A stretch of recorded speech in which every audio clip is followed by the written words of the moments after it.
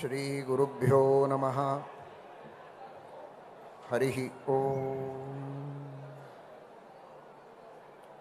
ಯತ್ಪದಂ ವೇದ ಸಂವೇದ್ಯಂ ಕಟಾಕ್ಷೇಣಾಪಿ ವೀಕ್ಷಿತುಂ ನ ಕ್ಷಮಂತೆ ವಿಮತಯಸ್ತಮುಪಾಸೇ ಶ್ರಿಯಃ ಪತಿಂ. ಮಯಿ ಸ್ಥಿತೋ ಮದಂಗೇಷು ಸ್ವತಂತ್ರೋ ವ್ಯಾಪ್ತವಾನ್ ಹರಿಃ ಸ ವಿಷ್ಣುಶ್ಚಾಸ್ವತಂತ್ರಂ ಮಾಂ ಸ್ವೇಚ್ಛಯಾ ವರ್ತಯತ್ಯಜಃ. ಸ್ವಾತ್ಮನಸ್ತಸ್ಯ ಪೂಜಾ ಸ್ಯುಃ ಮನೋವಾಕ್ಕಾಯವೃತ್ತಯಃ ಮಮೈತಾಃ ಇತಿ ಕರ್ತಾರಂ ಉದ್ದೇಶ್ಯಂಚ ಹರಿಂ ಸ್ಮರೇತ್. ಧರ್ಮವಿಜ್ಞಾನವೈರಾಗ್ಯಪರಮೈಶ್ವರ್ಯಶಾಲಿನಃ ಆನಂದತೀರ್ಥಭಗವತ್ಪಾದಾನ್ ವಂದೇ ನಿರಂತರಂ. ನೌಮಿ ನ್ಯಾಯಸುಧಾದಿಕೃಜ್ಜಯಮುನೀನ್ ಶ್ರೀಪಾದರಾಟ್ಸನ್ಮಣೀನ್ ವ್ಯಾಸಾರ್ಯಾನ್ ವಿವಿಧಾಗಮಬ್ಧಿವಿಹರಾನ್ ಶ್ರೀವಾದಿರಾಜಾನಪಿ ವಂದೇ ಹಂಸವರಾನ್ ರಘೂತ್ತಮಗುರೂನ್ ವೈದಗ್ಧ್ಯವಾರಾಂ ನಿಧೀನ್ ಶ್ರೀ ಸತ್ಯವ್ರತರಾಘವೇಂದ್ರ ಮುನಿಪಾನ್ ಸದ್ಬೋಧ ಸಧ್ಯಾನಪಾನ್. ಸತ್ಯಾಭಿಜ್ಞಕರಾಬ್ಜೋತ್ಥಾನ್ ಪಂಚಾಶದ್ವರ್ಷಪೂಜಕಾನ್ ಸತ್ಯಪ್ರಮೋದತೀರ್ಥಾರ್ಯಾನ್ ನೌಮಿ ನ್ಯಾಯಸುಧಾರತಾನ್.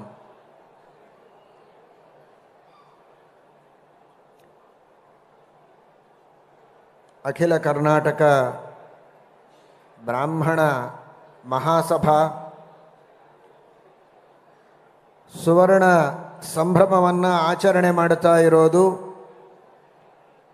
ಸಮಗ್ರ ಕರ್ನಾಟಕದ ಬ್ರಾಹ್ಮಣ ಸಮುದಾಯಕ್ಕೆ ಮಾತ್ರವಲ್ಲ, ಭಾರತದ ಸಮಸ್ತ ಬ್ರಾಹ್ಮಣ ಸಮುದಾಯಕ್ಕೇನೆ ಬಹಳ ಹೆಮ್ಮೆಯ ಸಂಗತಿ.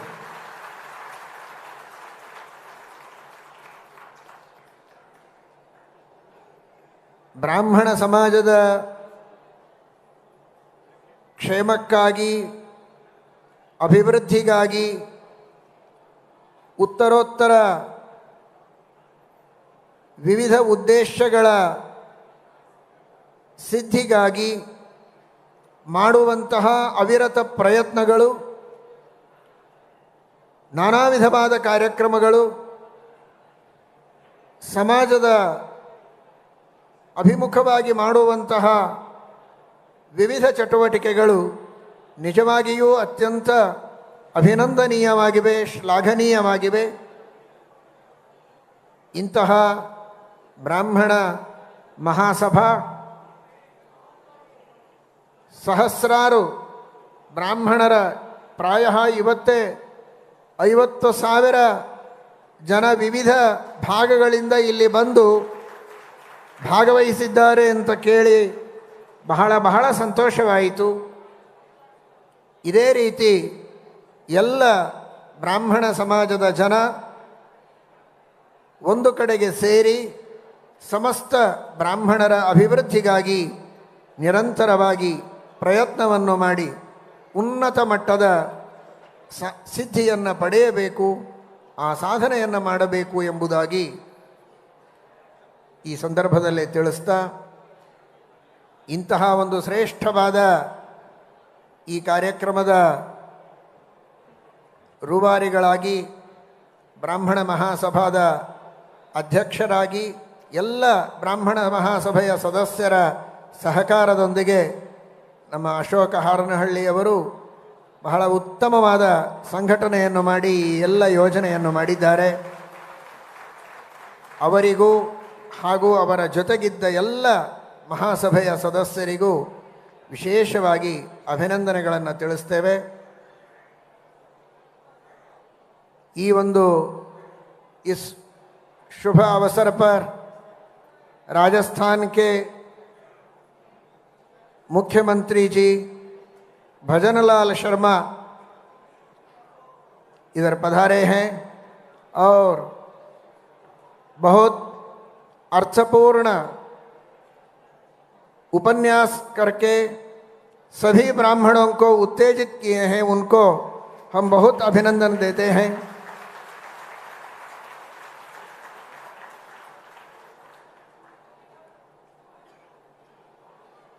ಬ್ರಾಹ್ಮಣ ಮಹಾಸಭೆಯ ಇವತ್ತಿನ ಈ ಕಾರ್ಯಕ್ರಮದ ವಿಷಯದಲ್ಲಿ ಇದರ ಉದ್ದೇಶದ ಬಗ್ಗೆ ಕೆಲವು ಮಾತುಗಳನ್ನು ಹೇಳಬಯಸ್ತೇವೆ. ಇದು ಬ್ರಾಹ್ಮಣ ಮಹಾಸಭಾ. ನಾವೆಲ್ಲ ಬ್ರಾಹ್ಮಣರು ಇಲ್ಲಿ ಸೇರಿದ್ದೇವೆ. ಬ್ರಾಹ್ಮಣ್ಯ ಏನು, ಬ್ರಾಹ್ಮಣನ ಕರ್ತವ್ಯ ಏನು, ನಮ್ಮ ಪರಂಪರೆ ಎಂಥದ್ದು, ಯಾವುದನ್ನು ನಾವು ಉಳಿಸಿಕೊಳ್ಳಬೇಕು, ಯಾವುದನ್ನು ಬೆಳೆಸಿಕೊಳ್ಳಬೇಕು, ಇದರ ಬಗ್ಗೆ ಚಿಂತನೆ ಮಾಡುವ ಅವಶ್ಯಕತೆ ಬಹಳ ಇದೆ. ಮೊಟ್ಟ ಮೊದಲನೆಯದಾಗಿ ಬ್ರಾಹ್ಮಣಸ್ಯ ಚ ದೇಹೋಯಂ ಕ್ಷುದ್ರ ಕಾಮಾಯ ನೆಶ್ಯತೆ ಕೃಚ್ಛ್ರಾಯ ತಪಸೇ ಚೇಹ ಪ್ರೇತ್ಯ ಅನಂತ ಸುಖಾಯ ಚ. ಎಲ್ಲರಂತೆ ಕೇವಲ ಉಂಡು ತಿಂದು ಒಂದು ದಿನ ಕಣ್ಣು ಮುಚ್ಚುವುದಕ್ಕೆ ಬಂದದ್ದಲ್ಲ ಈ ಬ್ರಾಹ್ಮಣ ಜನ್ಮ. ಬ್ರಾಹ್ಮಣಸ್ಯ ಚ ದೇಹೋಯಂ ಕ್ಷುದ್ರ ಕಾಮಾಯ ನೆಶ್ಯತೆ. ಕ್ಷುದ್ರವಾದ ಕಾಮನೆಗಳ ಉಪಭೋಗವನ್ನು ಮಾಡುವುದಕ್ಕೋಸ್ಕರವಾಗಿ ಬಂದದ್ದಲ್ಲ. ಇದು ತಪಸ್ಸು ಮಾಡುವುದಕ್ಕೆ, ಕಷ್ಟಪಡುವುದಕ್ಕೆ, ಕಷ್ಟಪಟ್ಟು ಸಿದ್ಧಿಯನ್ನು ಪಡೆದುಕೊಳ್ಳುವುದಕ್ಕೆ. ಇದನ್ನು ನಮ್ಮ ಶಾಸ್ತ್ರ ಹೇಳಿದೆ. ಒಬ್ಬ ವಿಜ್ಞಾನಿ ತನ್ನ ಜೀವನದಲ್ಲಿ ತನ್ನ ಹಸಿವು, ನೀರಡಿಕೆ ಎಲ್ಲವನ್ನ ಬಿಟ್ಟು ಸಾಮಾನ್ಯ ನಾಗರಿಕನಂತೆ ಐಷ ಆರಾಮಗಳನ್ನೆಲ್ಲ ಬಿಟ್ಟು ಹಗಲು ಇರುಳು ತನ್ನ ಸಂಶೋಧನೆಯನ್ನೇ ದೊಡ್ಡ ಗುರಿಯನ್ನಾಗಿಟ್ಟುಕೊಂಡು ಬಹಳ ದೊಡ್ಡ ಸಂಶೋಧನೆಯನ್ನು ಮಾಡಿ ಸಮಾಜಕ್ಕೆ ಒಂದು ಕೊಡುಗೆಯನ್ನು ಕೊಡ್ತಾನೆ. ಆ ರೀತಿ ತತ್ವಜ್ಞಾನಿ ಬ್ರಾಹ್ಮಣ ಬ್ರಹ್ಮ ಅಣತಿ ಇತಿ ಬ್ರಾಹ್ಮಣ, ಆ ಪರಬ್ರಹ್ಮನನ್ನು ತಿಳಿಯುವುದಕ್ಕೆ, ತತ್ವಜ್ಞಾನವನ್ನು ಪಡೆದುಕೊಳ್ಳುವುದಕ್ಕೆ, ವೇದಗಳ ಶಾಸ್ತ್ರಗಳ ಅಧ್ಯಯನಕ್ಕಾಗಿ ತನ್ನ ಜೀವನವನ್ನು ಮೀಸಲಿಟ್ಟು ಅಧ್ಯಯನವನ್ನು ಕೇವಲ ಅಧ್ಯಯನ ಅಂತ ಮಾಡದೆ ಅದೊಂದು ತಪಸ್ಸು ಅಂತ ಆಚರಣೆ ಮಾಡಬೇಕಾದ ಕರ್ತವ್ಯ ಬ್ರಾಹ್ಮಣನದು. ಮನು ಹೇಳುವಂತೆ ನೈಶ್ರೇಯಸಕರಂ ಕರ್ಮ ವಿಪ್ರಸ್ಯ ಇದಂ ನಿಬೋಧತ ವೇದಾಭ್ಯಾಸ ತಪಃ ಜ್ಞಾನಂ ಇಂದ್ರಿಯಾಣಂಚ ಸಂಯಮ ಅಹಿಂಸಾ ಗುರುಸೇವಾಚ ನಿಶ್ರೇಯಸಕರಂ ಪರಂ. ಇವತ್ತು ಬ್ರಾಹ್ಮಣ ಇದನ್ನು ಮರೆತಿದ್ದಾನೆ. ಇವತ್ತು ಬ್ರಾಹ್ಮಣ ಸಮಾಜದ ಮೇಲೆ ನಾನಾ ವಿಧವಾದ ಆಘಾತಗಳು, ನಾನಾ ವಿಧವಾದ ಸಮಸ್ಯೆಗಳನ್ನು ಎದುರಿಸುವಂತಹ ಸಂದರ್ಭಗಳು ಒದಗಿ ಬರ್ತಾ ಇವೆ ಅಂತ ಸಮಾಜದ ಸಂಘಟನೆಯಾದಂತಹ ಸಂದರ್ಭಗಳಲ್ಲಿ ಅಲ್ಲಿರುವಂತಹ ಜನ ಎಲ್ಲ ಮಾಡುವಂತಹ ಒಂದು ಆಕ್ರೋಶ, ಒಂದು ಚಿಂತನೆ. ಆದರೆ ಯಾಕೆ ಈ ತರಹದ ಸಮಸ್ಯೆಯನ್ನು ಎದುರಿಸುವ ಸಂದರ್ಭ ನಮ್ಮ ಬ್ರಾಹ್ಮಣ ಸಮಾಜಕ್ಕೆ ಬರ್ತಾ ಇದೆ? ಬ್ರಾಹ್ಮಣ ತನ್ನ ಬ್ರಾಹ್ಮಣ್ಯವನ್ನು ಉಳಿಸಿಕೊಂಡಿಲ್ಲ. ಜಾತಿ ಬ್ರಾಹ್ಮಣ ಅಂತಾಗಿದೆ. ಆದರೆ ಬ್ರಾಹ್ಮಣ್ಯ ಏನು ನಿಜವಾದ ಅರ್ಥದಲ್ಲಿ ಶಾಸ್ತ್ರ ಹೇಳಿದೆ? ವೇದಾಭ್ಯಾಸ, ವೇದಗಳ ಶಾಸ್ತ್ರಗಳ ಅಧ್ಯಯನ, ಇದು ಅತೀ ಪ್ರಧಾನವಾದಂತಹ ಬ್ರಾಹ್ಮಣನ ಲಕ್ಷಣ. ಅದು ಲುಪ್ತವಾಗಿದೆ. ವೇದಗಳು ಅಂದರೆ ಏನು ಅಂತ ಕೇಳುವ ಸ್ಥಿತಿಯಲ್ಲಿ ಬ್ರಾಹ್ಮಣ ಮುಟ್ಟಿದ್ದಾನೆ. ವೇದಗಳ ಸಾರವಾದ ಗಾಯತ್ರಿ ಮಂತ್ರವನ್ನಾದರೂ ತಾನು ಚೆನ್ನಾಗಿ ಜಪ ಮಾಡಿ ಆ ಗಾಯತ್ರಿ ಮಂತ್ರದ ಸಿದ್ಧಿಯನ್ನು ಪಡೆದುಕೊಂಡಿದ್ದರೆ, ಎಲ್ಲ ವೇದಗಳ ಅಧ್ಯಯನ ಮಾಡದಿದ್ದರೂ ವೇದಗಳ ಸಾರವನ್ನು ತನ್ನ ಜೀವನದಲ್ಲಿ ಅಳವಡಿಸಿಕೊಂಡದ್ದಕ್ಕೆ ಅವನ ಜನ್ಮ ಪವಿತ್ರವಾದೀತು. ಅದನ್ನೂ ಬಿಟ್ಟವರಿದ್ದಾರೆ. ಗಾಯತ್ರಿ ಮಂತ್ರದ ಜಪವೂ ಇಲ್ಲ, ವೇದಗಳ ಅಧ್ಯಯನ ಇಲ್ಲ, ಇಂದ್ರಿಯಗಳ ನಿಗ್ರಹ ಇಲ್ಲ, ಗುರುಗಳ ಸೇವೆ ಇಲ್ಲ, ತಪಸ್ಸಿಲ್ಲ, ವ್ರತ ನಿಯಮಗಳ ಅನುಷ್ಠಾನ ಇಲ್ಲ. ಮನಸ್ಸು ಹಾಗೂ ದೇಹ ಎರಡೂ ಪವಿತ್ರವಾಗುವುದಕ್ಕೆ ಬೇಕಾದ ಯಾವ ಸಾಧನೆಗಳೂ ಇವನಲ್ಲಿಲ್ಲ. ಪವಿತ್ರವಾದ ದೇಹ, ಪವಿತ್ರವಾದ ನಾಲಿಗೆ, ಪವಿತ್ರವಾದ ಮನಸ್ಸನ್ನು ಪಡೆದುಕೊಂಡು ಮನಸ್ಸಿನಿಂದ ಇನ್ನೊಬ್ಬರಿಗೆ ಹಿತವಾಗಲಿ ಅಂತ ಚಿಂತನೆ ಮಾಡಿ ಆ ಪವಿತ್ರವಾದ ನಾಲಿಗೆಯಿಂದ ನುಡಿದರೆ ಅದು ಸತ್ಯವಾಗ್ತಾ ಇತ್ತು ಒಂದು ಕಾಲಕ್ಕೆ. ಇವತ್ತಿಗೂ ಅಂತಹ ಮಹಾತ್ಮರಿದ್ದಾರೆ. ಅಂತಹ ತಪಸ್ವಿಗಳಿದ್ದಾರೆ, ಅವರ ಮಾತು ಇಂದಿಗೂ ಸತ್ಯವಾಗ್ತದೆ. ಆದರೆ ಪ್ರತಿಯೊಬ್ಬ ಬ್ರಾಹ್ಮಣ ಆ ತರಹದ ಸಾಧನೆಯನ್ನು ಮಾಡಿ ಸಿದ್ಧಿಯನ್ನು ಪಡೆದುಕೊಳ್ಳುವುದಕ್ಕೆ ಯೋಗ್ಯತೆ ಇದೆ, ಅರ್ಹತೆ ಇದೆ. ಯಾಕೆ ಪಡೆದುಕೊಳ್ತಾ ಇಲ್ಲ ಅನ್ನುವುದನ್ನು ಆಲೋಚನೆ ಮಾಡಬೇಕು. ಯಾವ ನಿರ್ಬಂಧವೂ ಇಲ್ಲ, ನೀನಿದನ್ನು ಮಾಡು, ನೀನು ಮಾಡಬೇಡ ಅಂತ ಯಾರೂ ಯಾರಿಗೆ ಹೇಳಲಿಲ್ಲ. ನೀನು ಬ್ರಾಹ್ಮಣ, ನಿನ್ನ ಕರ್ತವ್ಯ. ಎಲ್ಲರಿಗೂ ಅವರವರ ಕರ್ತವ್ಯಗಳಿದೆ. ಬ್ರಾಹ್ಮಣರಿಗೆ, ಕ್ಷತ್ರಿಯರಿಗೆ ಎಲ್ಲರಿಗೂ ಅವರವರದೇ ಆದ ಕರ್ತವ್ಯಗಳು ಎಲ್ಲ ವರ್ಣಗಳಿಗೂ ಆಶ್ರಮಗಳಿಗೂ ಉಂಟು. ಆದರೆ ಈಗ ಬ್ರಾಹ್ಮಣ ಸಮುದಾಯ ತಾನು ಉನ್ನತಿಯನ್ನು ಪಡೆಯಬೇಕಾದರೆ ತನ್ನ ಕರ್ತವ್ಯ ಏನು ಅನ್ನುವುದನ್ನು ಮೊದಲಿಗೆ ತಿಳಿಯಬೇಕು. ಆ ಬ್ರಾಹ್ಮಣ್ಯದ ಸಂರಕ್ಷಣೆ, ವೇದಾಧ್ಯಯನ ಇದು ಅವಶ್ಯವಾಗಿ ನಮ್ಮ ಬ್ರಾಹ್ಮಣ ಸಮುದಾಯದಲ್ಲಿ ನಡೆಯಲೇಬೇಕು. ಎಂಥದೇ ಉನ್ನತ ಸ್ಥಾನದಲ್ಲಿ ತಾನಿರಬಹುದು, ಉನ್ನತ ಅಧಿಕಾರದಲ್ಲಿರಬಹುದು, ಹಗಲು ರಾತ್ರಿ ಕಾರ್ಯಗಳ ಒತ್ತಡ ಇರಬಹುದು. ಇನ್ನುಳಿದ ಕಾರ್ಯಗಳ ಒತ್ತಡ ಎಷ್ಟೋ ಅಷ್ಟೇ ಇದರ ಅವಶ್ಯಕತೆಯೂ ಇದೆ ಎನ್ನುವುದನ್ನು ಮನಗಂಡು ಶಾಸ್ತ್ರದ ಅಧ್ಯಯನಕ್ಕೆ, ಶ್ರವಣಕ್ಕೆ ತನ್ನ ಸಮಯವನ್ನು ಮೀಸಲಿಟ್ಟು ವೇದಗಳ, ಶಾಸ್ತ್ರಗಳ ಅಧ್ಯಯನವನ್ನು ಮಾಡಲೇಬೇಕು. ಗಾಯತ್ರಿಯ ಜಪವನ್ನು ಅನುಷ್ಠಾನ ಮಾಡಲೇಬೇಕು. ಅಂದರೇನೆ ಮತ್ತೆ ಪುನಃ ಬ್ರಾಹ್ಮಣ್ಯ ಉಚ್ಛ್ರಾಯದ ಸ್ಥಿತಿಯನ್ನು ಹೊಂದುತ್ತದೆ ಎನ್ನುವುದರಲ್ಲಿ ಯಾವ ಸಂಶಯವೂ ಇಲ್ಲ. ಒಂದು ಕಾಲಕ್ಕೆ ಶತ್ರುಗಳನ್ನು ನಿವಾರಣೆ ಮಾಡುವುದಕ್ಕೆ ಬಳಸುವಂತಹ ಬ್ರಹ್ಮಾಸ್ತ್ರಕ್ಕೆ ಅಭಿಮಂತ್ರಣ ಮಾಡುತ್ತಾ ಇರುವಂತಹ ಮಂತ್ರ ಅದು ಗಾಯತ್ರಿ ಮಂತ್ರ. ಗಾಯತ್ರಿ ತತ್ರ ಮಂತ್ರೋ ಯದ್ ಬ್ರಹ್ಮಾತ್ರ ಧ್ಯಾನ ದೇವತಾ. ಶ್ರೀಮದ್ ಆನಂದ ತೀರ್ಥ ಭಗವತ್ಪಾದಾಚಾರ್ಯರು ಹೇಳುತ್ತಾರೆ ಶ್ರೀಮನ್ ಮಹಾಭಾರತ ತಾತ್ಪರ್ಯ ನಿರ್ಣಯದಲ್ಲಿ, ಬ್ರಹ್ಮಾಸ್ತ್ರಕ್ಕೆ ಅಭಿಮಂತ್ರಣ ಮಾಡುವ ಮಂತ್ರ ಗಾಯತ್ರಿ ಮಂತ್ರ. ಇದೇ ಗಾಯತ್ರಿ ಮಂತ್ರದ ಸಿದ್ಧಿಯನ್ನು ಪಡೆದುಕೊಂಡು ಅಭಿಮಂತ್ರಣ ಮಾಡಿ ಪ್ರಯೋಗ ಮಾಡಿದರೆ ಎಲ್ಲ ದುಷ್ಟ ಶಕ್ತಿಗಳ ನಿವಾರಣೆ ಆಗ್ತಾ ಇತ್ತು. ಇವತ್ತು ಬೇರೆ ಯಾವ ದುಷ್ಟ ಶತ್ರುಗಳ ನಿವಾರಣೆಗೆ, ಜಗತ್ತನ್ನು ಸುಡೋದಕ್ಕೆ ನಾವು ಬ್ರಹ್ಮಾಸ್ತ್ರ ಬಿಡಬೇಕಾಗಿಲ್ಲ. ಆದರೆ ಮನಸ್ಸಿನಲ್ಲಿರುವ ದುರ್ವಿಚಾರಗಳು, ದುಷ್ಟ ಆಲೋಚನೆಗಳು, ಕಾಮಕ್ರೋಧಾದಿ ದೋಷಗಳು ಅವುಗಳೆಲ್ಲವನ್ನು ಭಸ್ಮ ಮಾಡಿ ಉತ್ತಮ ಗುಣವಂತನಾಗುವುದಕ್ಕೆ, ಸದಾಚಾರಿಯಾಗುವುದಕ್ಕೆ ಈ ಗಾಯತ್ರಿ ಮಂತ್ರದ ಉಪಯೋಗವನ್ನು ಮಾಡಬೇಕಾಗಿದೆ. ಧಿಯೋ ಯೋನಃ ಪ್ರಚೋದಯ. ಇವತ್ತು ಸರ್ಕಾರ ಹೊಲ ಮನೆಗಳನ್ನು ಕಸಿದುಕೊಂಡಿದೆ, ಆಸ್ತಿ ಪಾಸ್ತಿಗಳನ್ನೆಲ್ಲ ಕಸಿದುಕೊಂಡಾಯಿತು. ಉದ್ಯೋಗಕ್ಕೆ ಹೋಗಬೇಕು ಅಂದರೆ ಮೀಸಲಾತಿ ಇದೆ. ಹೊಲ ಮನೆಗಳನ್ನು ಮಾಡಿಕೊಂಡು ಆರಾಮಾಗಿರ್ತೇವೆ ಅಂದರೆ ಭೂಮಿಯನ್ನು ಕಸಿದುಕೊಂಡಾಯಿತು. ಉದ್ಯೋಗ ಮಾಡಿ ಜೀವನ ಮಾಡ್ತೇವೆ ಅಂದರೆ ಮೀಸಲಾತಿ ಬಂತು. ಬದುಕೋದು ಹೇಗೆ ಅಂತ ಯಾವ ಬ್ರಾಹ್ಮಣನೂ ಇವತ್ತಿಗೆ ಹೆದರಿಲ್ಲ. ಯಾಕೆ ಅಂದರೆ ಧಿಯೋ ಯೋನಃ ಪ್ರಚೋದಯ. ನಮ್ಮ ಶಕ್ತಿ ಇರುವುದು ಬುದ್ಧಿ. ಭೂಮಿಯ ಮೇಲೆ ಬದುಕಿಲ್ಲ, ಉದ್ಯೋಗದ ಮೇಲೆ ಬದುಕಿಲ್ಲ, ದೇವರು ಕೊಟ್ಟ ಬುದ್ಧಿಶಕ್ತಿಯ ಮೇಲೆ ಬದುಕಿದ್ದೇವೆ. ಒಂದು ಬಾಗಿಲು ಮುಚ್ಚಿದರೆ ಇನ್ನೊಂದು ಬಾಗಿಲು ತೆರೆಯೋದಕ್ಕೆ ನಮ್ಮ ಬ್ರಾಹ್ಮಣನಿಗೆ ಗೊತ್ತಿದೆ. ಇದು ನಮ್ಮ ಬ್ರಾಹ್ಮಣ್ಯ. ಆ ಬುದ್ಧಿಶಕ್ತಿಯನ್ನು ಬೆಳೆಸಿಕೊಳ್ಳೋದಕ್ಕೆ ನಾವೆಲ್ಲ ಪ್ರಯತ್ನ ಮಾಡಬೇಕಾದದ್ದು. ನಮ್ಮ ಹಿರಿಯರು, ಪ್ರಾಚೀನರು ಮಾಡಿದಂತಹ ಆ ಗಾಯತ್ರಿಯ ಉಪಾಸನೆ, ಪ್ರಾಚೀನರು ಮಾಡಿದಂತಹ ಮಂತ್ರಗಳ ಜಪ, ಪ್ರಾಚೀನರು ಮಾಡಿರತಕ್ಕಂತಹ ತಪಸ್ಸು, ಆ ತಪಸ್ಸಿನ ಉಪಯೋಗವನ್ನು ಮಾಡಿಕೊಂಡು, ಆ ಬಂಡವಾಳ ಉಪಯೋಗಿಸಿಕೊಂಡು ನಾವೆಲ್ಲ ಇವತ್ತು ಬದುಕಿದ್ದೇವೆ. ಇಷ್ಟಕ್ಕೆ ತೃಪ್ತರಾಗೋದು ಬೇಡ. ನಾವು ಮತ್ತೆ ಗಾಯತ್ರಿಯ ಜಪ ಮಾಡಬೇಕು, ನಾವು ಮಂತ್ರಗಳ ಜಪ ಮಾಡಬೇಕು, ವ್ರತ ನಿಯಮಗಳ ಅನುಷ್ಠಾನ ಮಾಡಬೇಕು, ವೇದಾಧ್ಯಯನ ಮಾಡಬೇಕು. ಆ ತಪಸ್ಸಿನ ಬಲ ಮತ್ತೆ 100 ವರ್ಷ ಹರಿದು ಬರಬೇಕು ಮುಂದಿನ ಸಂತತಿಯಲ್ಲಿ. ಅದು ಎಲ್ಲರ ಹೊಣೆಯಾಗಿದೆ.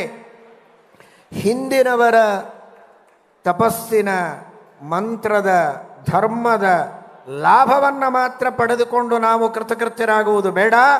ಮತ್ತೆ ಧರ್ಮಾಚರಣೆಯನ್ನು ಮಾಡಿ, ಮತ್ತೆ ಜಪವನ್ನು ಮಾಡಿ, ಮತ್ತೆ ಸಿದ್ಧಿಯನ್ನು ಪಡೆದುಕೊಂಡು ಮುಂದೆ ಬರುವ ನಮ್ಮ ದೇಶದ ಭವ್ಯವಾದ ಭವಿಷ್ಯಕ್ಕೆ ನಾವು ಭದ್ರವಾದ ಬುನಾದಿಯನ್ನು ಹಾಕಬೇಕಾದದ್ದು ನಮ್ಮ ನಿಮ್ಮೆಲ್ಲರ ಕರ್ತವ್ಯವಾಗಿದೆ. ಬ್ರಾಹ್ಮಣ ತನ್ನ ಹೊಟ್ಟೆಯನ್ನು ತುಂಬಿಕೊಳ್ಳುವುದಕ್ಕಾಗಿ ಬದುಕುವವನಲ್ಲ. ಬ್ರಾಹ್ಮಣ ಭೋಜನ ಪ್ರಿಯ ಅಂತ ಹೇಳಿದ್ದು ತಪ್ಪು. ಕೇವಲ ಭೋಜನ ಪ್ರಿಯನಾದವನಲ್ಲ ಬ್ರಾಹ್ಮಣ. ಇಡೀ ಸಮಾಜವನ್ನು ಉದ್ಧಾರ ಮಾಡುವುದಕ್ಕಾಗಿ, ಇಡೀ ಸಮಾಜದ ಕ್ಷೇಮಕ್ಕಾಗಿ, ಸಮಗ್ರ ದೇಶದ ಕಲ್ಯಾಣಕ್ಕಾಗಿ ತಪಸ್ಸನ್ನು ಆಚರಣೆ ಮಾಡತಕ್ಕಂತಹ ವ್ಯಕ್ತಿ ಅವನು ಬ್ರಾಹ್ಮಣ. ಏತದ್ ದೇಶ ಪ್ರಸೂತಸ್ಯ ಸಕಾಶಾದಗ್ರಜನ್ಮನಃ ಸ್ವಂ ಸ್ವಂ ಚರಿತ್ರಂ ಶಿಕ್ಷೇರನ್ ಪೃಥಿವ್ಯಾಂ ಸರ್ವಮಾನವಾಹ. ಇಡೀ ಜಗತ್ತಿಗೆ ತನ್ನ ಕರ್ತವ್ಯವನ್ನು ಬೋಧನೆ ಮಾಡುವಂತಹ ಒಂದು ಉನ್ನತವಾದ ಗುರುಸ್ಥಾನದಲ್ಲಿದ್ದದ್ದು ಅದು ಬ್ರಾಹ್ಮಣ ಸಮುದಾಯ. ಆ ಸ್ಥಾನ ಆ ಮಾನ, ಆ ವರ್ಚಸ್ಸನ್ನು ಮತ್ತೆ ಉಳಿಸಿಕೊಳ್ಳಬೇಕಾಗಿದೆ ಬ್ರಾಹ್ಮಣ. ಅದು ಉಳಿಸಿಕೊಳ್ಳೋದು ಕೇವಲ ಅಭಿಮಾನದಿಂದ ಉಳಿಸಿಕೊಳ್ಳುವುದಕ್ಕಾಗೋದಿಲ್ಲ, ಅಧ್ಯಯನದಿಂದ ಉಳಿಸಿಕೊಳ್ಳುವುದಕ್ಕಾಗತ್ತೆ, ಅನುಷ್ಠಾನದಿಂದ ಅದನ್ನು ಉಳಿಸಿಕೊಳ್ಳುವುದಕ್ಕೆ ಸಾಧ್ಯ ಇದೆ. ಆ ದಿಶೆಯಲ್ಲಿ ನಮ್ಮ ಬ್ರಾಹ್ಮಣ ಸಮುದಾಯ ಇವತ್ತು ಪ್ರಯತ್ನವನ್ನು ಮಾಡಬೇಕು. ಮಹಾಭಾರತ ವನಪರ್ವದಲ್ಲಿ ಒಂದು ಮಾತನ್ನು ಹೇಳುತ್ತದೆ, ವೃತ್ತಂ ಯತ್ನೇನ ಸಂರಕ್ಷ್ಯಂ ಬ್ರಾಹ್ಮಣೇನ ವಿಶೇಷತಃ ಅಕ್ಷೀಣ ವೃತ್ತೋ ನ ಕ್ಷೀಣ ವೃತ್ತತಸ್ತು ಹತೋ ಹತಃ. ವೃತ್ತ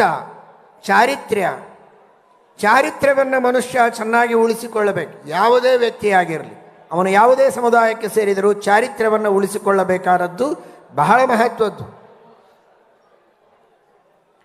if wealth is last, nothing is last. If health is last, something is last. If character is last, everything is last ಅಂತ. ಆ ತರಹ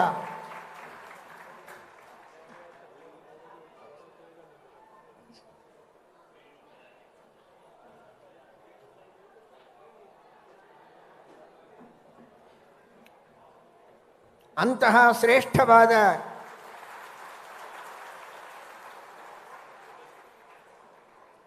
ಚಾರಿತ್ರ್ಯವನ್ನು, ಇದು ಶ್ರೀಮನ್ ಮಹಾಭಾರತ ಹೇಳಿದ ಮಾತು. ಇದು ಯಾರೋ ಪಾಶ್ಚಾತ್ಯರೇ ಹೇಳಿದ್ದು ಅಂತ ಅಂದ್ಕೊಳ್ಬೇಡಿ. ಮಹಾಭಾರತದಲ್ಲಿ ಹೇಳದಿರುವ ವಿಷಯವೇ ಇಲ್ಲ. ಇಡೀ ಸಮಾಜದ ಉನ್ನತಿಗಾಗಿ, ಜಗತ್ತಿನ ಕ್ಷೇಮಕ್ಕಾಗಿ ಮಹಾಭಾರತ ಎಲ್ಲವನ್ನೂ ಹೇಳಿದೆ. ಅಸ್ಯ ಕಾವ್ಯಸ್ಯ ಕವಯೋ ನ ಸಮರ್ಥ ವಿಶೇಷಣೆ ಯದಿ ಹಾಸ್ತಿ ತದನ್ಯಸ್ತ್ರ ಯನ್ನೇ ಹಾಸ್ತಿನ ಕುತ್ಯಚಿತ್. ಮಹಾಭಾರತದಲ್ಲಿ ಇಲ್ಲದೇ ಇದ್ದದ್ದು ಇಲ್ಲವೇ ಇಲ್ಲ ಪ್ರಪಂಚದೊಳಗೆ. ಮಹಾಭಾರತ ಹೇಳುತ್ತದೆ, ಅವೃತ್ತ ಅಕ್ಷೀಣ ವೃತ್ತೋ ನ ಕ್ಷೀಣ ವೃತ್ತತಸ್ತು ಹತೋ ಹತಃ. ಯಾರ ಚಾರಿತ್ರ್ಯ ಹಾನಿಯಾಗಿಲ್ಲ ಅವನು ಜೀವನದಲ್ಲಿ ಏನು ಕಳ್ಕೊಂಡ್ರೂ ಕಳ್ಕೊಂಡಿಲ್ಲ ಅಂತ ಅರ್ಥ. ಅವನ ಸಂಪತ್ತು ಹೋಗಿರಬಹುದು, ಮನೆ ಹೋಗಿರಬಹುದು, ಆಸ್ತಿ ಹೋಗಿರಬಹುದು, ಚಾರಿತ್ರ್ಯ ಚೆನ್ನಾಗಿದೆ ಅಂದರೆ ಅವನು ಚೆನ್ನಾಗಿದ್ದಾನೆ ಅಂತ. ಚಾರಿತ್ರ್ಯ ಒಂದು ಹೋಗಿದೆ ಅಂದರೆ ಎಲ್ಲವೂ ಹೋದಂತೆ ಅಂತ. ಆ ದೃಷ್ಟಿಯಲ್ಲಿ ಶುದ್ಧವಾದ ಚಾರಿತ್ರ್ಯವನ್ನು, ಶುದ್ಧವಾದ ಶೀಲವನ್ನು ಕಾಪಾಡಿಕೊಳ್ಳಬೇಕು, ಜ್ಞಾನವನ್ನು ಸಂಪಾದನೆ ಮಾಡಿಕೊಳ್ಳಬೇಕು, ಅಧ್ಯಯನವನ್ನು ಮಾಡಿ, ಗುರುಗಳ ಸೇವೆಯನ್ನು ಮಾಡಿ, ಪರಮಾತ್ಮನಲ್ಲಿ ನಂಬಿಕೆ ಚೆನ್ನಾಗಿರಬೇಕು. ಶ್ರೀಕೃಷ್ಣ ಪರಮಾತ್ಮ ಹೇಳ್ತಾನೆ, ಯಾರಿಗಾದರೂ ನಂಬಿಕೆ ಇಲ್ಲ ಅಂದರೆ ನಂಬಿಕೆ ಬರೋ ಹಾಗೆ ಅವನಿಗೆ ಉಪದೇಶ ಮಾಡಬೇಕಾದದ್ದು ಇವನ ಕರ್ತವ್ಯ. ಶಮೋ ದಮಸ್ತಪ ಶೌಚಂ ಕ್ಷಾಂತಿ ಆರ್ಜವಮೇವ ಚ ಜ್ಞಾನಂ ವಿಜ್ಞಾನಂ ಆಸ್ತಿಕ್ಯಂ. ಜ್ಞಾನಂ ವಿಜ್ಞಾನಮಾಸ್ತಿಕ್ಯಂ ಬ್ರಹ್ಮಕರ್ಮ ಸ್ವಭಾವಜಂ. ಕೃಷ್ಣ ಭಗವದ್ಗೀತೆಯಲ್ಲಿ ಹೇಳುವ ಮಾತು. ನಾನು ಎಷ್ಟು ಹಣ ಗಳಿಸಬೇಕು, ಎಷ್ಟು ಆಸ್ತಿ ಮಾಡಬೇಕು ಅಂತ ಆಲೋಚನೆ ಮಾಡುವುದಲ್ಲ. ಶಮಃ, ನಾನು ಬ್ರಾಹ್ಮಣನಾಗಿದ್ದೇನೆ ಅಂತ ಧೈರ್ಯದಿಂದ ಹೇಳಿಕೊಳ್ಳಬೇಕಾದರೆ ನನ್ನ ಮನಸ್ಸು ಎಷ್ಟು ಹೊತ್ತು ಭಗವಂತನಲ್ಲಿ ಚೆನ್ನಾಗಿ ಆಸಕ್ತವಾಗ್ತದೆ, ಮಗ್ನವಾಗ್ತದೆ ಅಂತ ಪರಿಶೀಲನೆ ಮಾಡಿಕೊಳ್ಳಿ ಅಂತ. ಶಮಃ ಶಮೋ ಮನ್ನಿಷ್ಠತಾ ಬುದ್ಧೇಹೇ. ನಮ್ಮ ಬುದ್ಧಿ, ನಮ್ಮ ಮನಸ್ಸು ಭಗವಂತನಲ್ಲಿ ತಲ್ಲೀನವಾದರೆ ನಾನು ಬ್ರಾಹ್ಮಣ ಆದದ್ದು ಸಾರ್ಥಕ. ದಮಃ, ಇಂದ್ರಿಯಗಳ ನಿಗ್ರಹ. ತಿನ್ನಬಾರದ ವಸ್ತುಗಳನ್ನು ತಿನ್ನಬೇಕು ಅಂತ ನಾಲಿಗೆ ಮುಂದೆ ಹೋದರೆ ತನ್ನ ಇಂದ್ರಿಯವನ್ನು ನಿಗ್ರಹ ಮಾಡಿಕೊಳ್ಳಬೇಕು. ತಿನ್ನಬಾರದ ವಸ್ತುಗಳನ್ನು ತಿನ್ನಬಾರದು, ತಿನ್ನಬಾರದ ಕಾಲದಲ್ಲಿ ತಿನ್ನಬಾರದು, ತಿನ್ನಬಾರದ ದೇಶದಲ್ಲಿ ತಿನ್ನಬಾರದು. ಇಂದ್ರಿಯ ನಿಗ್ರಹ. ನೋಡಬಾರದ ವಸ್ತುಗಳನ್ನು ನೋಡಬಾರದು, ಕೇಳಬಾರದ ಕೆಟ್ಟ ಶಬ್ದಗಳು, ದೇವರ ನಿಂದೆ, ದೊಡ್ಡವರ ಜ್ಞಾನಿಗಳ ನಿಂದೆ, ನಾಸ್ತಿಕ್ಯವಾದ, ಇನ್ನೊಬ್ಬರಿಗೆ ಕೆಟ್ಟದನ್ನು ಬಯಸುವಂತಹ ದುರಾಲೋಚನೆಗಳ ಶಬ್ದಗಳು, ಇಂತಹ ಶಬ್ದಗಳನ್ನು ಕೇಳಬಾರದು. ಹೀಗೆ ತನ್ನ ಇಂದ್ರಿಯಗಳನ್ನು ಮಾಡಬಾರದ ಕಾರ್ಯಗಳಿಂದ ನಿಯಂತ್ರಣ ಮಾಡುವುದಕ್ಕೆ ಯಾರು ಪ್ರಯತ್ನ ಮಾಡ್ತಾನೆ ಅವನು ನಿಜವಾದಂತಹ ಬ್ರಾಹ್ಮಣ. ಶಮೋ ದಮಃ ತಪಃ. ತಪಸ್ಸು, ಕಾಯಕ್ಲೇಶ ಸಹನ. ಎಷ್ಟೇ ಕ್ಲೇಶವಾಗಲಿ ಏನೇ ಕಷ್ಟವಾಗಲಿ ದೇಹಕ್ಕೆ ಮನಸ್ಸಿಗೆ ಅದನ್ನು ಸಹನೆ ಮಾಡುವಂತಹ ಶಕ್ತಿ ಇರಬೇಕು. ಅದೇ ತಪಸ್ಸು. ಅಧ್ಯಯನ ಮಾಡುವುದೂ ಒಂದು ತಪಸ್ಸು. ಎಷ್ಟು ಕಷ್ಟವಾದರೂ ಇನ್ನೊಬ್ಬರ ಹಿತಕ್ಕಾಗಿ ಸಹನೆ ಮಾಡುವುದು ತಪಸ್ಸು. ಏತೇ ಸತ್ಪುರುಷ ಪರಾರ್ಥ ಘಟಕ ಸ್ವಾರ್ಥಾನ್ ಪರಿತ್ಯಜ್ಯಯೇ, ಸ್ವಾರ್ಥವನ್ನು ಪರಿತ್ಯಾಗ ಮಾಡಿ ಪರೋಪಕಾರ ಮಾಡುವುದಕ್ಕಾಗಿ ತಾನು ಸಿದ್ಧನಾಗಿರಬೇಕು. ಅದೇ ಒಂದು ದೊಡ್ಡದಾದ ತಪಸ್ಸು. ಕ್ಷಾಂತಿ ಕ್ಷಮಾಗುಣ, ಆರ್ಜವಂ, ಮನಸ್ಸಿನಲ್ಲಿಯೂ ಒಳ್ಳೆಯ ವಿಚಾರ ಮಾಡಬೇಕು, ಮಾತಿನಲ್ಲಿಯೂ ಅದು ಮೂಡಿ ಬರಬೇಕು, ಅದೇ ಕೃತಿಯಲ್ಲಿ ಕಾಣಬೇಕು. ಮನಸ್ಸು ಮಾತು ಹಾಗೂ ಕೃತಿಯಲ್ಲಿ ಏಕರೂಪತೆ ಇರುವುದೇ ಆರ್ಜವ. ಉತ್ತಮವಾದಂತಹ ಶಾಸ್ತ್ರಗಳ ಜ್ಞಾನ, ವಿಜ್ಞಾನ, ಆಸ್ತಿಕ್ಯ, ಶ್ರದ್ಧೆ. ದೇವರಿದ್ದಾನೆ, ನಾವು ಮಾಡುವಂತಹ ಶುಭಕರ್ಮಗಳಿಗೆ ಫಲ ಕೊಡುವುದಕ್ಕೆ ದೇವರಿದ್ದಾನೆ ಎನ್ನುವ ಶ್ರದ್ಧೆಯನ್ನು ತಾನು ಪಡೆದುಕೊಳ್ಳಬೇಕು, ಇನ್ನೊಬ್ಬರಿಗೂ ಆ ಶ್ರದ್ಧೆಯನ್ನು ಹುಟ್ಟಿಸಬೇಕು. ಪರಲೋಕ ಇದೆ, ಪುಣ್ಯ ಪಾಪಗಳಿವೆ. ನಾವು ಏನು ತಪ್ಪು ಮಾಡಿದರೂ ನೋಡುವವರು ಯಾರಿಲ್ಲ ಅನ್ನೋ ಹಾಗಿಲ್ಲ, ದೇವರು ನೋಡ್ತಾನೆ. ನಾವು ಮಾಡಿದ ಪಾಪಗಳಿಗೆ ಶಿಕ್ಷೆಯನ್ನು ಕೊಡ್ತಾನೆ, ಪುಣ್ಯಕ್ಕೆ ಸುಖವನ್ನು ಕೊಡ್ತಾನೆ, ಉತ್ತಮವಾದ ಫಲ ಇದೆ. ಈ ಶ್ರದ್ಧೆ ಇರಬೇಕು. ಎಲ್ಲಿಯವರೆಗೆ ಈ ಶ್ರದ್ಧೆ ಇಲ್ಲ ಅಲ್ಲಿಯವರೆಗೆ ಇನ್ನೇನು ಮಾಡಿದರೂ ವ್ಯರ್ಥ. ಬೇಕಾದಷ್ಟು ಕಾರ್ಯಕ್ರಮಗಳನ್ನು ಮಾಡಬಹುದು, ಹಣ ಖರ್ಚು ಮಾಡಬಹುದು. ಮನಸ್ಸಿನಲ್ಲಿ ಶ್ರದ್ಧೆ ಇಲ್ಲ ಅಂದರೆ ಮನುಷ್ಯ ಧರ್ಮವನ್ನು ಆಚರಣೆ ಮಾಡೋದಿಲ್ಲ, ಪರೋಪಕಾರ ಮಾಡೋದಿಲ್ಲ. ಕೇವಲ ತೋರಿಕೆಗಾಗಿ ಮಾಡ್ತಾನೆ, 4 ಜನರ ಮುಂದೆ ಕೀರ್ತಿಗಾಗಿ ಪ್ರತಿಷ್ಠೆಗಾಗಿ ಮಾಡ್ತಾನೆ. ಆದರೆ ನೋಡುವ ದೇವರೊಬ್ಬ ಇದ್ದಾನೆ, ಅವನು ಫಲ ಕೊಡ್ತಾನೆ ಎನ್ನುವ ಶ್ರದ್ಧೆ ಇದ್ದರೆ ಯಾರು ನೋಡಿದರೂ ಸರಿ ನೋಡದಿದ್ದರೂ ಸರಿ, ದೇವರಿದ್ದಾನೆ ಎನ್ನುವ ಶ್ರದ್ಧೆಯಿಂದ ಏಕಾಂತದಲ್ಲಿಯೂ ಧರ್ಮವನ್ನು ಮನುಷ್ಯ ಆಚರಣೆ ಮಾಡುವುದಕ್ಕೆ ಸಾಧ್ಯ ಇದೆ. ಅದಕ್ಕಾಗಿ ಶ್ರದ್ಧೆ ಇದು ಬಹಳ ಮಹತ್ವದ್ದು. ಆಸ್ತಿಕ್ಯಂ, ಇದು ಬ್ರಾಹ್ಮಣ ಪಡೆದುಕೊಳ್ಳಬೇಕಾದ ಗುಣಗಳು ಅಂತ ಶ್ರೀಕೃಷ್ಣ ಪರಮಾತ್ಮ ಭಗವದ್ಗೀತೆಯಲ್ಲಿ ಉಪದೇಶ ಮಾಡ್ತಾನೆ. ಇಂತಹ ಬ್ರಾಹ್ಮಣನ ಉಪಯೋಗ ರಾಜಕಾರಣಕ್ಕೆ ಆಗಬೇಕು. ಬ್ರಾಹ್ಮಣರು ಉಪದೇಶ ಮಾಡುವಂತಹ ತತ್ವಜ್ಞಾನವನ್ನು, ಧರ್ಮದ ಮಾರ್ಗವನ್ನು, ದೇವರ ಮಹಿಮೆಯನ್ನು ಚೆನ್ನಾಗಿ ತಿಳಿದುಕೊಂಡು ರಾಜಕಾರಣಿಗಳು ರಾಜಕಾರಣ ಮಾಡಿದ್ದೇ ಆದರೆ ನಿಜವಾಗಿಯೂ ಉತ್ತಮವಾದಂತಹ ರಾಜ್ಯವನ್ನು ನಮ್ಮ ಸಮಾಜ ಕಾಣುವುದಕ್ಕೆ ಸಾಧ್ಯ. ಅರ್ಥಶಾಸ್ತ್ರದಲ್ಲಿ ಚಾಣಕ್ಯ ಹೇಳುವಂತಹ ಮಾತು, ಬ್ರಾಹ್ಮಣೇನೈಧಿತಂ ಕ್ಷತ್ರಂ ಮಂತ್ರಿ ಮಂತ್ರಾಭಿಮಂತ್ರಿತಂ ಜಯತ್ಯಜಿತಂ ಅತ್ಯಂತಂ ಶಾಸ್ತ್ರಾನುಗಮಶಾಸ್ತ್ರಿತಂ. ಬಹಳ ಸುಂದರವಾದ ಮಾತನ್ನು ಹೇಳ್ತಾರೆ, ಬಹಳ ಅದ್ಭುತವಾದ ಮಾತು. ಶಾಸ್ತ್ರ ಶಸ್ತ್ರ ಎರಡಿದೆ.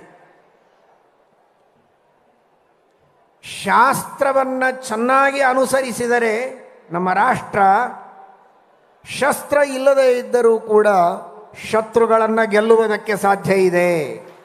ಜಯತಿ ಅಜಿತಂ ಅತ್ಯಂತಂ ಶಾಸ್ತ್ರಾನುಗಂ ಅಶಸ್ತ್ರಿತಂ. ಶಾಸ್ತ್ರವನ್ನು ಅನುಸರಿಸಿದ ರಾಷ್ಟ್ರ ಶಸ್ತ್ರವಿಲ್ಲದಿದ್ದರೂ ಶಾಸ್ತ್ರದ ಬಲದಿಂದಲೇ ಶತ್ರುವನ್ನು ಗೆಲ್ಲಬಹುದು ಅಂತ. ಬ್ರಾಹ್ಮಣೇನ ಇಧಿತಂ, ಬ್ರಾಹ್ಮಣರ ವಿಶೇಷವಾದ ಆಶೀರ್ವಾದವೂ ಬೇಕು, ಮಾರ್ಗದರ್ಶನವೂ ಬೇಕು, ಈಚೆಗೆ ಮಂತ್ರಿಗಳ ಉತ್ತಮವಾದಂತಹ ಆಲೋಚನಾ ಶಕ್ತಿಯೂ ಬೇಕು. ಇದೆರಡೂ ಸೇರಿದರೆ ಅತ್ಯದ್ಭುತವಾದ ರಾಜ್ಯವನ್ನು ಆಳಬಹುದು.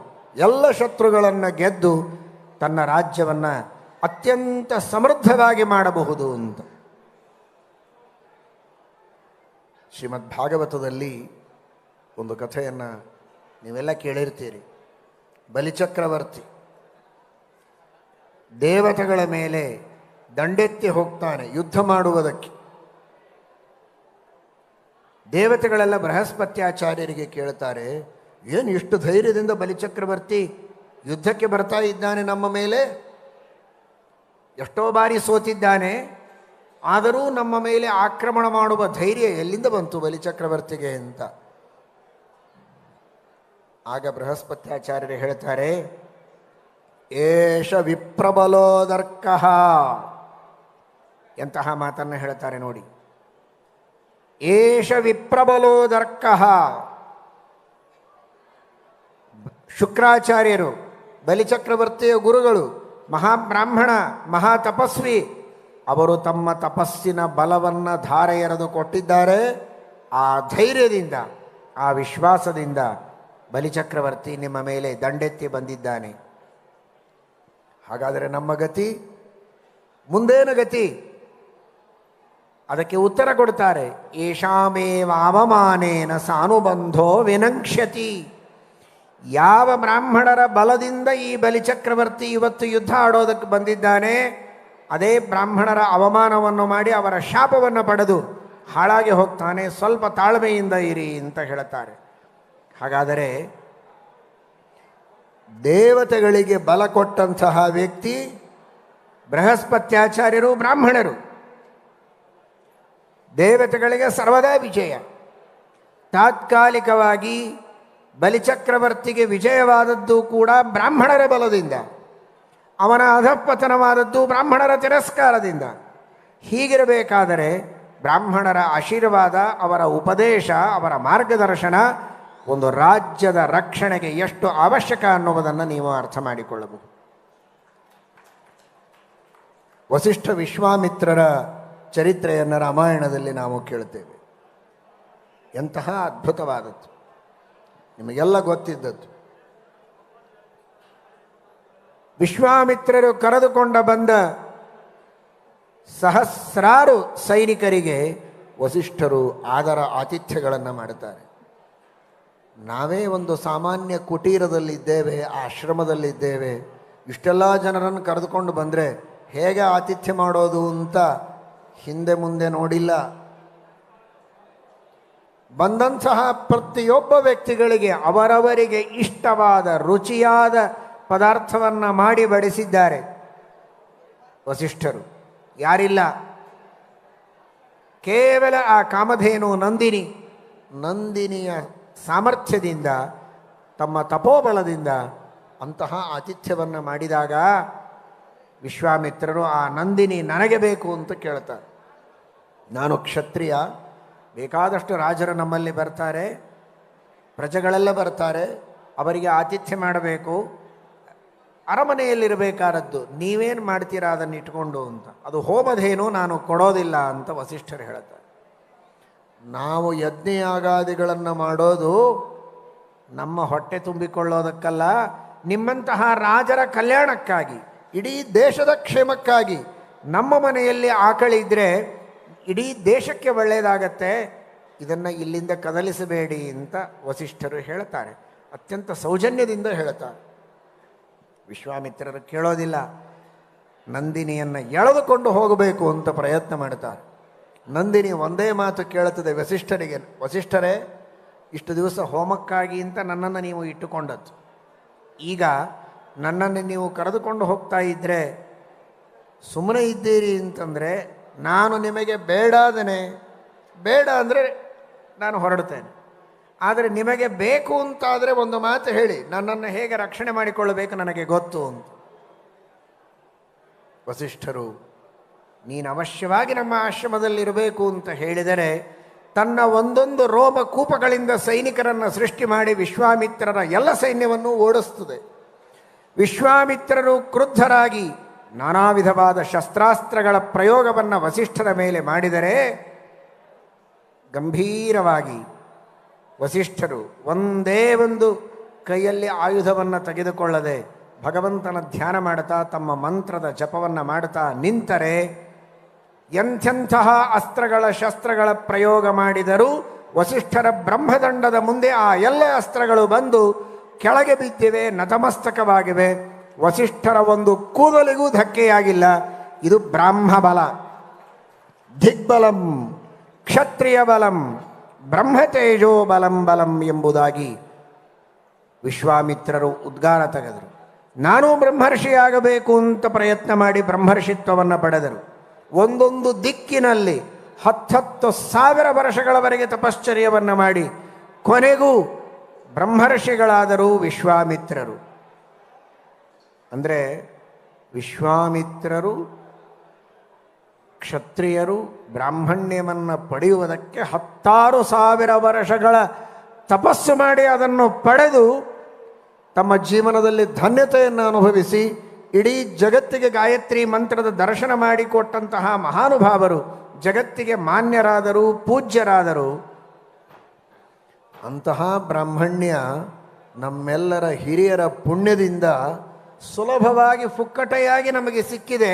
ಅದನ್ನು ಸಾರ್ಥಕ ಮಾಡಿಕೊಳ್ಳೋದಿಲ್ಲ ಅಂದರೆ ಎಂತಹ ದೊಡ್ಡ ಆತ್ಮವಂಚನೆಯನ್ನು ಮಾಡಿಕೊಳ್ತಾ ಇದ್ದೇವೆ, ಅದನ್ನು ಎಚ್ಚರದಿಂದ ತಿಳಿಯಬೇಕು. ಬ್ರಾಹ್ಮಣ್ಯ ಪಡೆಯೋದಕ್ಕೆ ವಿಶ್ವಾಮಿತ್ರರಂತಹ ಮಹಾನುಭಾವರು 1000 ವರ್ಷ ತಪಶ್ಚರ್ಯ ಮಾಡಿದರೆ ಸಿಕ್ಕ ಬ್ರಾಹ್ಮಣ್ಯವನ್ನು ಉಪಯೋಗ ಮಾಡಿಕೊಳ್ಳದೆ, ಸಾರ್ಥಕ ಮಾಡಿಕೊಳ್ಳದೆ ವ್ಯರ್ಥ ಮಾಡಿಕೊಳ್ಳುತ್ತೇವೆ ಅಂದರೆ ಜನ್ಮಕ್ಕೆ ಧಿಕ್ಕಾರ ಇರಬೇಕು.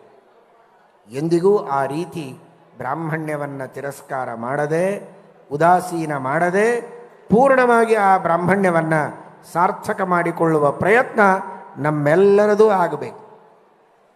ಎಂಥೆಂತಹ ದೊಡ್ಡವರು ಆಗಿ ಹೋಗಿದ್ದಾರೆ. ಇವತ್ತು ನಮ್ಮ ಭಾರತ ದೇಶದ ಪ್ರಾಚೀನವಾದ ಶಾಸ್ತ್ರಗಳನ್ನು ನೋಡಿದರೆ ವೇದಗಳಿವೆ. ಇವತ್ತಿಗೂ ವೇದಗಳು, ಶಾಸ್ತ್ರಗಳು ಉಳಿದದ್ದು ಬ್ರಾಹ್ಮಣರಿಂದ. ಎಂತಹ ಅದ್ಭುತವಾದ ವೇದಗಳು, ಉಪನಿಷತ್ತುಗಳು, ಇತಿಹಾಸ ಪುರಾಣಗಳು ನಮ್ಮ ಭಾರತ ದೇಶದ ಒಂದು ದೊಡ್ಡ ಆಸ್ತಿ. ಭಾರತೀಯ ಸಂಸ್ಕೃತಿಯ ಆಸ್ತಿ ಅಂದರೆ ಕೇವಲ ದೇವಸ್ಥಾನಗಳಲ್ಲ, ಅಲ್ಲಲ್ಲಿರುವಂತಹ ಬೆಳ್ಳಿ ಬಂಗಾರಗಳಲ್ಲ, ಶಾಸ್ತ್ರಗಳು, ತತ್ವಜ್ಞಾನ. ಇದೇ ನಮ್ಮ ಭಾರತೀಯ ಸಂಸ್ಕೃತಿಯ ಒಂದು ದೊಡ್ಡ ಆಸ್ತಿ. ಅಂತಹ ಆಸ್ತಿಯನ್ನು ಉಳಿಸಿದ ಶ್ರೇಯಸ್ಸು, ಅದನ್ನು ಬೆಳೆಸಿದ ಶ್ರೇಯಸ್ಸು ಬ್ರಾಹ್ಮಣರಿಗೆ ಇದೆ. ಉಚ್ಚೈರ್ಗತಿರ್ಜಗತಿ ಸಿದ್ಧ್ಯತಿ ಧರ್ಮತಶ್ಚೇತ್ ತಸ್ಯ ಪ್ರಮಾಚ ವಚನೈಃ ಕೃತಕೇತರೈಶ್ಚೇತ್ ತೇಷಾಂ ಪ್ರಕಾಶನ ದಶಾಚ ಮಹೀಸುರೈಶ್ಚೇತ್ ತಾನಂತರೇಣ ನಿಪತೇತ್ ಕೊನುಮತ್ ಪ್ರಣಾಮಃ. ಉನ್ನತಿಗೆ ಮುಖ್ಯ ಕಾರಣವಾದಂತಹ ಧರ್ಮವನ್ನು ತಿಳಿಸುವ ಶಾಸ್ತ್ರಗಳು, ವೇದಗಳು, ಅವುಗಳ ಸಂರಕ್ಷಣೆಯನ್ನು ಮಾಡತಕ್ಕಂತಹ ವ್ಯಕ್ತಿ ಬ್ರಾಹ್ಮಣ. ಅಂದ ಮೇಲೆ ಅಂತಹ ಬ್ರಾಹ್ಮಣನಿಗೆ ನಿಜವಾದಂತಹ ಪ್ರಣಾಮ ಸಲ್ಲಿಸಬೇಕಾದದ್ದು ಅಂತ ನಾವು ಚಂಪು ಕಾವ್ಯದಲ್ಲಿ ನೋಡ್ತೇವೆ. ಅಂತಹ ಅತ್ಯದ್ಭುತವಾದ ಸ್ಥಾನವನ್ನು ಪಡೆದುಕೊಂಡವರು ಬ್ರಾಹ್ಮಣ. ಇವತ್ತು ವ್ಯಾಕರಣಶಾಸ್ತ್ರ, ಪಾಣಿನೀಯ ವ್ಯಾಕರಣಶಾಸ್ತ್ರ ನಮ್ಮ ಸಂಸ್ಕೃತದ ವ್ಯಾಕರಣದಂತಹ ವ್ಯಾಕರಣ ಪ್ರಪಂಚದೊಳಗಿನ್ಯಾವ ಭಾಷೆಗೂ ಇಲ್ಲ. ಅಂತಹ ಶ್ರೇಷ್ಠವಾದ ವ್ಯಾಕರಣವನ್ನು ಕೊಟ್ಟ ಹೆಮ್ಮೆ ನಮ್ಮ ಭಾರತ ದೇಶಕ್ಕಿದೆ. ಅದಕ್ಕೆ ಕಾರಣ ಬ್ರಾಹ್ಮಣ. ಪಾಣಿನಿ ಬ್ರಾಹ್ಮಣ, ಮಹಾಭಾಷ್ಯವನ್ನು ರಚನೆ ಮಾಡಿದ ಪತಂಜಲಿ ಬ್ರಾಹ್ಮಣ, ಯೋಗಶಾಸ್ತ್ರದ ಪ್ರವರ್ತಕನಾದ ಪತಂಜಲಿ ಬ್ರಾಹ್ಮಣ. ಎಲ್ಲ ದಾರ್ಶನಿಕರು, ನಾನಾ ವಿಧವಾದ ದರ್ಶನಗಳು ಬಂದಿವೆ, ಅವರೆಲ್ಲರೂ ಬ್ರಾಹ್ಮಣರು. ತ್ರಿಮತಸ್ಥ ಆಚಾರ್ಯರಿಗೂ ಮೂಲರಾದ ವೇದವ್ಯಾಸದೇವರು ಬ್ರಹ್ಮಸೂತ್ರಗಳನ್ನು ರಚನೆ ಮಾಡಿ ವೇದಾಂತ ಶಾಸ್ತ್ರವನ್ನು, ಮೋಕ್ಷಶಾಸ್ತ್ರವನ್ನು ನಮಗೆಲ್ಲ ಉಪದೇಶ ಮಾಡಿದರು. ಅವರು ಸಾಕ್ಷಾತ್ ಭಗವಂತನೇ, ಆದರೂ ಅವತಾರ ಮಾಡಿದ್ದು ಪರಾಶರರಿಂದ ಬ್ರಾಹ್ಮಣನಾಗಿ ವೇದವ್ಯಾಸದೇವರು. ಇವತ್ತು ವೇದಾಂತವೇ ಇರಲಿ, ವ್ಯಾಕರಣವೇ ಇರಲಿ, ತರ್ಕಶಾಸ್ತ್ರ ಇರಲಿ, ಯೋಗಶಾಸ್ತ್ರ ಇರಲಿ, ಆಯುರ್ವೇದ, ಎಂತಹ ಹೆಮ್ಮೆಯ ಶಾಸ್ತ್ರ ಇವತ್ತು ನಮ್ಮ ಭಾರತ ದೇಶದ ಅತೀ ಪ್ರಾಚೀನವಾದಂತಹ ಆರೋಗ್ಯಶಾಸ್ತ್ರ ಆಯುರ್ವೇದ, ಅದನ್ನು ನೀಡಿದವರು ಬ್ರಾಹ್ಮಣರು. ವಾಸ್ತುಶಾಸ್ತ್ರವನ್ನು ನೀಡಿದವರು ಬ್ರಾಹ್ಮಣರು. ಎಲ್ಲ ವಿಧವಾದ ಶಾಸ್ತ್ರಗಳಲ್ಲಿಯೂ ಬ್ರಾಹ್ಮಣನ ಅಪಾರವಾದ ಕೊಡುಗೆ ಇದೆ. ಅದ್ಭುತವಾದ ರಾಜ್ಯವನ್ನು ಕಟ್ಟುವುದರಲ್ಲಿ ಬ್ರಾಹ್ಮಣನ ಪಾತ್ರ ಇದೆ. ಇವತ್ತು ದಶರಥನಂತಹ ಮಹಾಚಕ್ರವರ್ತಿ ಸಮ್ರಾಟ್, ಯಾರು ಶ್ರೀರಾಮಚಂದ್ರನ ಅವತಾರಕ್ಕೆ ಮೂಲ ಕಾರಣನಾದ ಅಂತಹ ದಶರಥನಿಗೆ ಉಪದೇಶ ಮಾಡುವ ಅವನ ರಾಜದಂಡದ ಮೇಲೂ ತಮ್ಮ ಧರ್ಮದಂಡವನ್ನು ಇಟ್ಟಂಥವರು ವಸಿಷ್ಠರು. ಇದು ನಮ್ಮ ಬ್ರಾಹ್ಮಣರ ಹಿರಿಮೆ, ನಮ್ಮ ಬ್ರಾಹ್ಮಣರ ಗರಿಮೆ. ಇಂತಹ ದೊಡ್ಡದಾದ ಸಾಮ್ರಾಜ್ಯವನ್ನು ಆಳಿದವರು, ಇನ್ನೊಬ್ಬರ ರಾಜ್ಯದಲ್ಲಿ ಇದ್ದವರಲ್ಲ, ತನ್ನ ರಾಜ್ಯದಲ್ಲಿ ಇದ್ದವರು. ಶ್ರೀಮದ್ ಆಚಾರ್ಯರು ಹೇಳುತ್ತಾರೆ, ಶಾಸ್ತ್ರದಲ್ಲಿ ತಿಳಿಸಿದಂತಹ ಮಾತನ್ನು, ವೇದವನ್ನು ಓದಿದವರಿಗೆ, ಶಾಸ್ತ್ರವನ್ನು ಓದಿದವರಿಗೆ ಎಲ್ಲದರ ಮೇಲೂ ಅಧಿಕಾರ ಇದೆ ಅಂತ ಅಷ್ಟು ದೊಡ್ಡ ಸ್ಥಾನವನ್ನು ಬ್ರಾಹ್ಮಣ ಪಡೆದುಕೊಂಡಿದ್ದಾನೆ. ಸ್ವೀಯಂ ವೇದವಿದಾಂ ಸರ್ವಂ, ವೇದವನ್ನು ಓದಿದವನಿಗೆ, ಶಾಸ್ತ್ರವನ್ನು ಓದಿದವನಿಗೆ ಎಲ್ಲದರ ಮೇಲೂ ಅವನ ಹಕ್ಕಿದೆ ಅಂತ. ಅದರ ತಾತ್ಪರ್ಯ ಅಷ್ಟು ದೊಡ್ಡ ಸ್ಥಾನವನ್ನು ಬ್ರಾಹ್ಮಣನಿಗೆ ಕೊಟ್ಟಿದ್ದಾರೆ. ಇಂತಹ ದೊಡ್ಡ ಪರಂಪರೆಯನ್ನು ಪಡೆದುಕೊಂಡು ಬಂದವರು, ನಮ್ಮ ಗೋತ್ರಗಳನ್ನು ಪ್ರವರ್ತನೆ ಮಾಡಿದಂತಹ ಮಹಾನುಭಾವರು ಅಂತಹ ದೊಡ್ಡ ದೊಡ್ಡ ಕಾರ್ಯಗಳನ್ನೆಲ್ಲ ಮಾಡಿದ್ದಾರೆ. ಸಮುದ್ರವನ್ನೇ ಪಾನ ಮಾಡಿದವರು ಅಗಸ್ತ್ಯರು, ವಿಂಧ್ಯ ಪರ್ವತವನ್ನೇ ತಡೆದವರು ಅಗಸ್ತ್ಯರು, ಎಲ್ಲ ಶಸ್ತ್ರಾಸ್ತ್ರಗಳ ಬಲವನ್ನು ಅಡಗಿಸಿದವರು ವಸಿಷ್ಠರು, ಭೂಮಿಯಂತೆ ಎಲ್ಲರನ್ನ ಹೊತ್ತು ಧಾರಣೆ ಮಾಡಿ ನಿಲ್ತೇನೆ ಅಂತ ಕಶ್ಯಪರು ತಮ್ಮ ಸಾಮರ್ಥ್ಯವನ್ನು ತೋರಿಸಿದ್ದಾರೆ. ಒಬ್ಬೊಬ್ಬರ ಸಾಮರ್ಥ್ಯ ಈ ರೀತಿ ಇದ್ದಾಗ ಅಂತಹ ಋಷಿಗಳ ಕುಲದಲ್ಲಿ, ಗೋತ್ರದಲ್ಲಿ ಹುಟ್ಟಿ ಬಂದಂತಹ ನಾವು ಅಷ್ಟೆಲ್ಲ ದೊಡ್ಡ ಯೋಗ್ಯತೆಯನ್ನು ಪಡೆದುಕೊಳ್ಳದಿದ್ದರೂ ತಕ್ಕ ಮಟ್ಟಿಗೆ ಗಾಯತ್ರಿಯ ಜಪವನ್ನು ಚೆನ್ನಾಗಿ ಆಚರಣೆ ಮಾಡಿ, ಶಾಸ್ತ್ರಗಳ ಅಧ್ಯಯನವನ್ನು ಯಥಾಶಕ್ತಿಯಾಗಿ ಮಾಡಿ, ಧರ್ಮ ಮಾರ್ಗದಲ್ಲಿದ್ದು ವ್ರತ ನಿಯಮಗಳ ಅನುಷ್ಠಾನವನ್ನು ಮಾಡುತ್ತಾ, ಸತ್ಯವನ್ನು ಮಾತನಾಡ್ತಾ, ಪರೋಪಕಾರವನ್ನು ಮಾಡುತ್ತಾ, ಇನ್ನೊಬ್ಬರಿಗೆ ಹಿಂಸೆಯನ್ನು ಮಾಡದೆ, ಮೋಸ, ಸುಳ್ಳು, ವಂಚನೆ, ಲಂಚ, ಕಳ್ಳತನ ಇಂತಹ ಯಾವ ದುರ್ಗುಣಗಳನ್ನು ಇಟ್ಟುಕೊಳ್ಳದೆ ಸದಾಚಾರಿಯಾಗಿ ಶುದ್ಧ ಚಾರಿತ್ರ್ಯ ಸಂಪನ್ನನಾಗಿ ಇದ್ದರೆ ಆಗ ನಿಜವಾದ ಅರ್ಥದಲ್ಲಿ ಅವನು ಬ್ರಾಹ್ಮಣ ಅಂತ ಅನಿಸಿಕೊಳ್ಳಬಹುದು. ಅಂತಹ ಬ್ರಾಹ್ಮಣ್ಯವನ್ನು ಉಳಿಸಿಕೊಳ್ಳುವ ಪ್ರಯತ್ನವನ್ನು ಬ್ರಾಹ್ಮಣ ಸಮಾಜದ ಪ್ರತಿಯೊಬ್ಬ ವ್ಯಕ್ತಿಯೂ ಕೂಡ ಮಾಡಬೇಕಾದದ್ದು ಇವತ್ತಿನ ಕಾಲದಲ್ಲಿ ಅತ್ಯಂತ ಅವಶ್ಯಕವಾಗಿದೆ. ಆ ದೃಷ್ಟಿಯಲ್ಲಿ ಇಂತಹ ಬ್ರಾಹ್ಮಣರ ಸಂಘಟನೆ ಇದು ಅತ್ಯಂತ ಅವಶ್ಯಕ. ಒಂದು ಕಥೆ ಬರ್ತದೆ ಮಹಾಭಾರತದಲ್ಲಿ. ಚವನ ಋಷಿಗಳು ತಪಸ್ಸು ಮಾಡ್ತಾ ಕುಳಿತಿರ್ತಾರೆ ಸಮುದ್ರದೊಳಗೆ. ಮೀನುಗಾರರು ತಮ್ಮ ಜಾಲ ಹಾಕಿದಾಗ ಮೀನುಗಳು ಬದಲಾಗಿ ಚವನ ಋಷಿಗಳು ಆ ಬಲಿಯಲ್ಲಿ ಬೀಳುತ್ತಾರೆ. ಮೇಲೆ ಎತ್ತಿ ನೋಡಿದರೆ ಒಬ್ಬ ದೊಡ್ಡ ಋಷಿಗಳು, ಮೀನು ಬಂದಿದೆ ಅಂತ ತಿಳಿದರೆ ಋಷಿಗಳು ಬಂದಿರ್ತಾರೆ. ತಪ್ಪಾಯಿತು ಅಂತ ಕ್ಷಮೆ ಕೇಳಿದರೆ ರಾಜ ಬಂದು ಕ್ಷಮೆ ಕೇಳ್ತಾನೆ. ಮೀನುಗಾರರ ಪರವಾಗಿ ನಾನು ನಿಮಗೆ ಕ್ಷಮೆ ಕೇಳ್ತೇನೆ, ಕ್ಷಮಾ ಮಾಡಬೇಕು, ನಿಮಗೇನು ಬೇಕೋ ಹೇಳಿ ಅದನ್ನು ನಾನು ಮಾಡ್ತೇನೆ ಅಂತ. ಯಾಕಂದರೆ ಮೀನುಗಾರರು ತಪ್ಪು ಮಾಡಿದರೂ ನನ್ನ ತಪ್ಪು, ರಾಜನ ತಪ್ಪು, ಪ್ರಜೆಗಳು ಮಾಡಿದ ತಪ್ಪು ರಾಜನಿಗೆ ಬರುತ್ತೆ ಅಂತ.